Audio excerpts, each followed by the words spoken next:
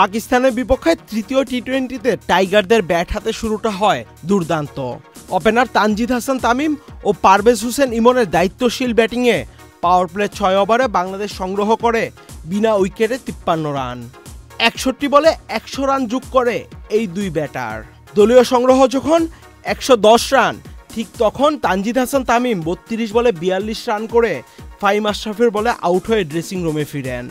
এরপর দুর্দান্ত ব্যাট করতে থাকা পারভেজ হোসেন ইমন ৩৪ বলে ৬৬ রান করে আউট হন।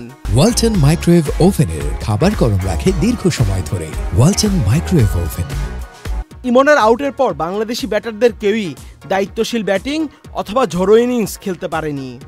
একসময় যখন মনে হচ্ছিল টাইগারদের ২০০ রান পার করাটা সময়ের ব্যাপার, ঠিক তখনই টাইগাররা নিজেদের ইনিংসের খেই হারিয়ে ফেলে। শেষ পর্যন্ত ২০ ওভার শেষে টাইগাররা সংগ্রহ করে ১৯৬ রান।